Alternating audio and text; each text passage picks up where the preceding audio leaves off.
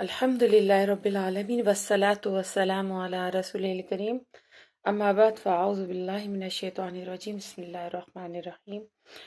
نبی صلی اللہ علیہ وسلم کی حضرت خدیجہ سے شادی ہوتی ہے اور یہ جو نکاح ہوا تھا یہ ملک شام سے واپسی کے 2 مہینے کے بعد کی بات ہے۔ آپ صلی اللہ علیہ وسلم نے مہر میں 20 اونٹ دیے۔ اس وقت حضرت خدیجہ کی عمر 40 تھی۔ وہ نسب دولت اور سوجھ بوجھ کے لحاظ سے اپنی قوم کی سب سے معزز اور افضل خاتون تھی۔ یہ پہلی خاتون تھی جن سے رسول اللہ صلی اللہ علیہ وسلم نے شادی کی اور ان کی وفات تک کسی دوسری خاتون سے شادی نہیں کی۔ حضرت عائشہ بتاتی ہیں کہ جاہلیت کے ٹائم پہ اس وقت مکہ میں عرب میں 4 قسم کے نکاح ہوتے تھے۔ نمبر 1 نکاح جو ہوتا تھا اس کی وہی صورت تھی جو آج ہمارے ہاں لوگ نکاح کا پیغام بھجواتے تھے اور ولی اس نکاح کو منظور کر لیتا تھا اور وہ جو ہوتا تھا یعنی مہر دے کر تو وہ نکاح کر لیا جاتا تھا۔ نمبر 2 قسم کا جو نکاح تھا وہ اس طرح ہوتا تھا کہ عورت جب حیض سے پاک ہوتی تو اس کا شوہر کہتا فلاں شخص کے پاس پیغام بھیج کر اس سے اس کی شرمگاہ حاصل کرو یعنی زنا کرو۔ شوہر خود اس سے الگ رہتا یہاں تک کہ حمل ٹھہر جاتا۔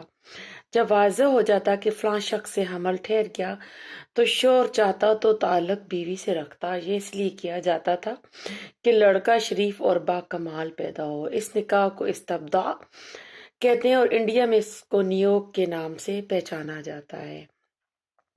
تیسری قسم کا جو نکاح ہوتا تھا اس میں 10 آدمیوں سے کم جماعت کٹھی ہوتی، سب کے سب ایک عورت کے پاس جاتے، بدکاری کرتے۔ جب وہ حاملہ ہو جاتی اور بچہ پیدا ہو جاتا تو چند رات بعد وہ عورت سب کو بلاتی، سب کو آنا پڑتا، مجال نہ تھی کہ کوئی نہ آئے۔ اس کے بعد عورت کہتی کہ آپ لوگوں کا جو معاملہ تھا آپ جانتے ہیں، اب میرے بطن سے بچہ پیدا ہوا ہے اور اے فلاں یہ تمہارا بیٹا ہے۔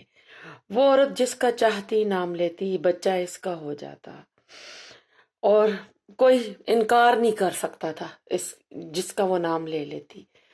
نمبر 4 قسم کا جو نکاح ہوتا تھا، بہت سارے لوگ اکٹھے ہوتے، کسی عورت کے پاس جاتے، وہ اپنے پاس آنے سے کسی کو انکار نہ کرتی۔ یہ رنڈیاں ہوتی تھیں جن کو پروسٹیٹیوٹ وومن کہا جاتا ہے۔ یہ اپنے دروازوں پر جھنڈے لگاتی نشانی کے طور پر کہ ہر کوئی بے دھڑک ان کے پاس چلا جاتا۔ جب حاملہ ہوتی، بچہ پیدا ہوتا، سب جمع ہوتے، کیفا شناس آتا، وہ اپنی رائے کے مطابق اس بچے کو کسی شخص کے ساتھ جوڑ دیتا، پھر یہی فیصلہ ہوتا، کوئی اس فیصلے کا بھی انکار نہیں کیا کرتا تھا۔ اب ایسا ہے کہ نبی صلی اللہ علیہ وسلم کی بقیہ اولاد جو ہے یعنی حضرت ابراہیم کے علاوہ بقیہ اولاد جو حضرت خدیجہ کے بطن سے تھی، سب سے پہلے قاسم پیدا ہوئے، انہی کے نام پر آپ کی کنیت ابو القاسم پڑی۔ پھر زینب، رقیہ، ام کلثوم، فاطمہ اور عبداللہ پیدا ہوئے۔ عبداللہ کا لقب طیب اور طاہر تھا۔ آپ صلی اللہ علیہ وسلم کے سب بچے بچپن یعنی بیٹے بچپن ہی میں انتقال کر گئے، البتہ بچیوں میں سے ایک نے اسلام کا زمانہ پایا، مسلمان ہوئی اور ہجرت کے شرف سے مشرف ہوئی، لیکن حضرت فاطمہ رضی اللہ تعالیٰ عنہ کے سوا باقی سب کا انتقال آپ کی زندگی ہی میں ہو گیا۔ حضرت فاطمہ کی وفات آپ کی وفات کے 6 ماہ بعد ہوئی۔ جب آپ کی عمر 35 سال کی تھی تو اس وقت مکہ میں ایک مشہور واقعہ ہوا کہ قریش نے نئے سرے سے خانہ کعبہ کی تعمیر شروع کی۔ وجہ یہ تھی کہ کعبہ صرف قد سے کچھ اونچی 4 دیواری کی شکل میں تھا۔ حضرت اسماعیل علیہ السلام کے زمانے ہی سے اس کی بلندی 9 ہاتھ تھی، اس پر چھت نہ تھی۔ اس کیفیت کا فائدہ اٹھاتے ہوئے کچھ چوروں نے اس کے اندر رکھا ہوا خزانہ چرا لیا۔ اس کے علاوہ اس کی تعمیر پر ایک طویل زمانہ گزر چکا تھا، عمارت خستگی کا شکار ہو چکی تھی، دیواریں پھٹ گئی تھیں۔ اسی سال ایک زوردار سیلاب آیا جس کے بہاؤ کا رخ خانہ کعبہ کی طرف تھا۔ اس کے نتیجے میں خانہ کعبہ کسی لمحے بھی گر سکتا تھا، اس لیے قریش مجبور ہو گئے کہ اس کا مرتبہ اور مقام برقرار رکھنے کے لیے اسے نئے سرے سے تعمیر کریں۔ اس مرحلے پر قریش نے متفقہ فیصلہ کیا کہ خانہ کعبہ کی تعمیر میں صرف حلال رقم ہی استعمال کریں گے، اس میں رنڈی کی اجرت، سود کی دولت، کسی کا ناحق لیا ہوا مال استعمال نہیں ہونے دیں گے۔ نئی تعمیر کے لیے پرانی عمارت کو گرانا بہت ضروری تھا، لیکن کسی کو ڈھانے کی جرت نہیں ہوتی تھی۔ بالآخر ولید بن مغیرہ مخزومی نے ابتدا کی۔ جب لوگوں نے دیکھا کہ اس پر کوئی آفت نہیں ٹوٹی تو باقی سب لوگوں نے بھی ڈھانا شروع کر دیا۔ جیسے آج کل ہمارے ہاں لوگ کسی پیر یا کسی زیارت یا قبر پہ جاتے ہیں تو ان کی بے حرمتی اور اس طرح کی باتیں کرتے، کوئی کام کرتے ڈرتے ہیں کہ شاید ان کا وبال یا ان کی طرف سے کوئی آفت ہم پہ نہ آ پڑے۔ تو ایسا ہے کہ جب وہ قواعد ابراہیم یعنی ابراہیم کی بنیادوں تک ڈھا چکے تو انہوں نے تعمیر کا آغاز کیا۔ تعمیر کے لیے الگ الگ ہر قبیلے کا حصہ مقرر تھا۔ ہر قبیلے نے علیحدہ علیحدہ پتھر کے ڈھیر لگا رکھے تھے۔ تعمیر شروع ہوئی۔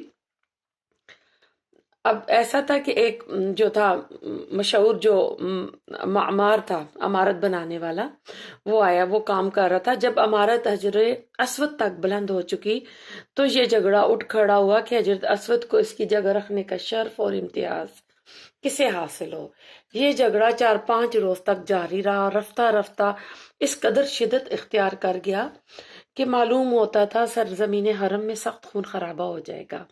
لیکن ابو امیہ مخزومی نے یہ کہہ کر فیصلے کیے صورت پیدا کر دی کہ مسجد حرام کے دروازے سے دوسرے دن جو سب سے پہلے داخل ہو اسے جھگڑے کا ہم اپنا حکم مان لیں گے، یعنی جو وہ فیصلہ کرے گا وہی فیصلہ ہم قبول کریں گے۔ لوگوں نے ان کی یہ تجویز منظور کر لی۔ اللہ کی مشیت کے اس کے بعد سب سے پہلے رسول اللہ صلی اللہ علیہ وآلہ وسلم تشریف لائے۔ لوگوں نے آپ کو دیکھا تو چیخ پڑے کہ ھذا الامین رضینہ، ھذا محمد صلی اللہ علیہ وسلم، یہ امین ہے، ہم ان سے راضی ہیں، یہ محمد صلی اللہ علیہ وآلہ وسلم ہے۔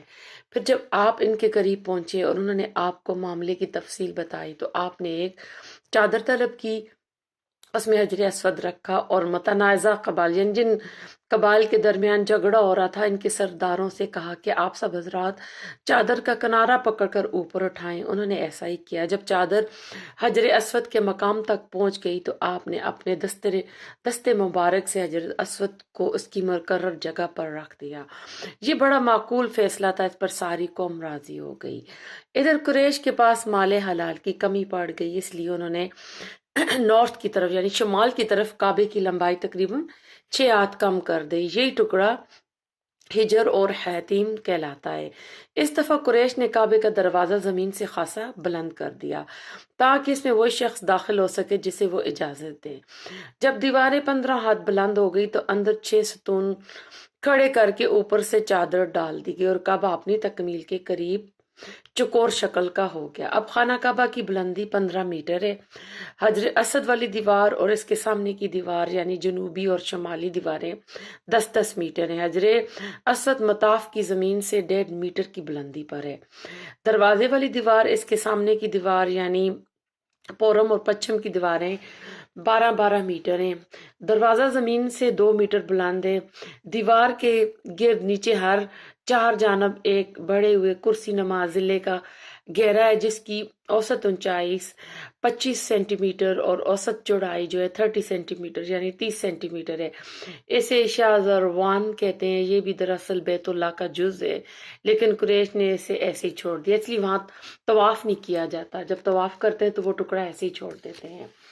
اب نبوت سے پہلے نبی صلی اللہ علیہ وسلم کے اندر جو اجمالی خوبیاں تھیں، سیرت تھی، اس کا ذکر ہو رہا ہے کہ نبی صلی اللہ علیہ وسلم کا وجود ان تمام خوبیوں اور کمالات کا جامع تھا جو متفرق طور پر لوگوں کے مختلف طبقات میں پائے جاتے ہیں۔ آپ صلی اللہ علیہ وسلم نے اصابت فکر، دوربینی، حق پسندی کا بلند یعنی آپ بلند معیار تھے، ان جو عادتیں بتائی گئی ہیں خوبصورت۔ آپ صلی اللہ علیہ وسلم کو اس نے فراست، پختگی، فکر اور وسیلہ اور مقصد کی درستگی سے اللہ تعالیٰ نے وافر عطا کیا ہوا تھا۔ آپ اپنی طویل خاموشی سے مسلسل غور و غوص، دائمی تفکر اور حق کی کرید میں مدد لیتے تھے۔ آپ نے اپنی شاداب عقل اور روشن فطرت سے زندگی کے صحیفے، لوگوں کے معاملات اور جماعتوں کے احوال کا مطالعہ کیا اور جن خرافات میں یہ سب لت پت تھیں ان سے سخت بیزاری محسوس کی۔ چنانچہ آپ نے ان سب سے دامن بچا کر رکھا اور اپنی پوری بصیرت کے ساتھ لوگوں کے درمیان زندگی کا سفر طے کیا، یعنی لوگوں کا جو کام اچھا ہوتا اس میں شرکت فرماتے، ورنہ اپنی مقررہ تنہائی کی طرف پلٹ جاتے۔ چنانچہ آپ نے شراب کو کبھی منہ نہ لگایا، آستانوں کا ذبیحہ نہ کھایا، اور بتوں کے لیے منائے جانے والے تہوار اور میلوں ٹھیلوں میں کبھی شرکت نہ کی۔ آپ کو شروع ہی سے ان باطل معبودوں سے اتنی نفرت تھی کہ ان سے بڑھ کر آپ کی نظر میں کوئی چیز خراب نہ تھی، حتیٰ کہ لات اور عزیٰ کی قسم سننا بھی آپ گوارا نہ کرتے تھے۔ اس میں شبہ نہیں کہ تقدیر نے آپ پر حفاظت کا سایہ ڈال رکھا تھا۔ چنانچہ جب دنیاوی مشغولیات سے آپ فارغ ہوتے تو بعض ناپسندیدہ رسم و رواج کی پیروی پر طبیعت آمادہ ہوئی تو عنایت ربانی نے اس میں دخل اندازی کی اور وہ آپ کے راستے میں رکاوٹ بن گئی۔ یعنی ایک روایت میں آتا ہے کہ رسول اللہ صلی اللہ علیہ وسلم فرمایا، اہل جاہلیت کا جو کام کرتے تھے مجھے 2 دفعہ کے علاوہ کبھی ان کا خیال نہیں گزرا، لیکن ان دونوں میں سے ہر دفعہ اللہ تعالیٰ نے میرے اس کام کے درمیان رکاوٹ ڈال دی۔ اس کے بعد پھر کبھی مجھے اس کا خیال نہ گزرا، یہاں تک کہ اللہ نے مجھے اپنی پیغمبری سے نواز دیا۔ اور کہتے ہیں کہ ایک لڑکا جو میرے ساتھ بکریاں چرایا کرتا تھا، اس سے ایک رات میں نے کہا، کیوں نہ تم میری بکریاں دیکھو، میں مکہ میں جا کر دوسرے جوانوں کی طرح وہاں بھی جو کچھ محفل ہو رہی ہے اس کا دیکھ کر آؤں۔ تو اس نے کہا ٹھیک۔ اس کے بعد میں گیا، ابھی میں مکہ کے پہلے ہی گھر کے پاس پہنچا تک باجے کی آواز آئی۔ میں نے دریافت کیا یہ کیا ہے؟ لوگوں نے بتایا فلاں کی فلاں سے شادی ہے۔ میں سننے بیٹھ کے اللہ نے میرے کان بند کر دیے اور میں سو گیا، اور دوسرے دن صبح سورج کی تمازت سے میری آنکھ کھلی اور میں اپنے ساتھی کے پاس چلا گیا۔ یعنی اللہ تعالیٰ شروع سے آپ کو ان چیزوں سے بچا کر رکھا ہوا تھا، آپ ان سے بچ کے اپنی زندگی گزار رہے تھے۔ اب ایسا ہے کہ غار ہرا کے اندر آپ جا رہے ہیں، تمام دنیاوی کاموں، رسم و رواج اور جاہلیت کے طور طریقوں سے ہٹ کے آپ کو تنہائی اچھی لگنے لگی، اور آپ غار ہرا آپ نے جانا شروع کر دیا جب آپ کی عمر 40 برس کے قریب ہو چلی۔ اس دوران آپ کے اب کے تمام جو معاملات تھے، قوم سے آپ کا ذہنی اور فکری فاصلہ بہت وسیع کر دیا تھا۔ آپ کو تنہائی بہت محبوب ہو گئی تھی۔ آپ ستو اور پانی لے کر مکہ سے 2 میل دور کوہ ہیرا کے ایک غار میں جا رہے تھے۔ یہ ایک مختصر سا غار تھا جس کی لمبائی 4 گز اور چوڑائی 2.25 گز تھی۔ یہ نیچے کی جانب گہرا نہیں ہے، بلکہ ایک مختصر راستے کے بازو پر اوپر کی چٹانوں کے باہم ملنے سے ایک کوتل کی شکل اختیار کیے ہوئے تھا۔ آپ جب یہاں تشریف لے جاتے تو حضرت ختیجہ بھی آپ کے ہمراہ جاتی اور قریبی کسی جگہ موجود رہتی۔ آپ رمضان بھر اس غار میں قیام فرماتے، آنے جانے والے مسکینوں کو کھانا کھلاتے اور بقیہ اوقات اللہ تعالیٰ کی عبادت میں گزارتے، کائنات کے مشاہد اور اس کے پیچھے کار فرما قدرت نادرہ پر غور فرماتے۔ آپ کو اپنی قوم کے جو غلط طور طریقے تھے، عقائد تھے، واہیات تصورات پر بالکل اطمینان نہ تھا، لیکن آپ کے سامنے کوئی واضح راستہ، معین طریقہ اور افر تفریح سے ہٹی ہوئی کوئی ایسی راہ نہ تھی جس پر آپ اطمینان اور اپنے دل کی کوئی اس پہ آپ اپنی تسلی کر سکتے۔ اور اسی کا ذکر سورۃ ضحیٰ میں آتا ہے کہ اللہ تعالیٰ نبی صلی اللہ علیہ وسلم سے کہتے ہیں کہ وَوَجَدَتْكَ ضَالًّا فَهَدَىٰ، کہ جب آپ راہ گم کر بیٹھے تھے تو کیا ہم نے آپ کو راستہ نہیں دیا تھا؟ ضَالًّا کا جو لفظ آتا ہے وہ اس لیے نہیں آتا کہ آپ گمراہ تھے، بلکہ آپ یہی حق کا راستہ ڈھونڈ رہے تھے کہ کون سا حق کا راستہ ہے، میں اس پہ چلوں۔ تو اس اللہ تعالیٰ سورۃ ضحیٰ میں آپ کو یہ والی بات بتا رہے ہیں۔ اب نبی کی یہ تنہائی پسندی در حقیقت اللہ تعالیٰ کی تدبیر کا ایک حصہ تھی۔ اس طرح اللہ تعالیٰ آپ کو آنے والے کار عظیم کے لیے تیار کر رہا تھا۔ در حقیقت جس روح کے لیے یہ مقدر ہو کہ وہ انسانی زندگی کے حقائق پر اثر انداز ہو کر ان کا رخ بدل ڈالے، ان کے لیے ضروری ہے کہ زمین کے مشاغل، زندگی کے شور اور لوگوں کے چھوٹے چھوٹے غم سے کٹ کر کچھ عرصے کے لیے الگ تھلگ اور خلوت نشین ہو کر رہے۔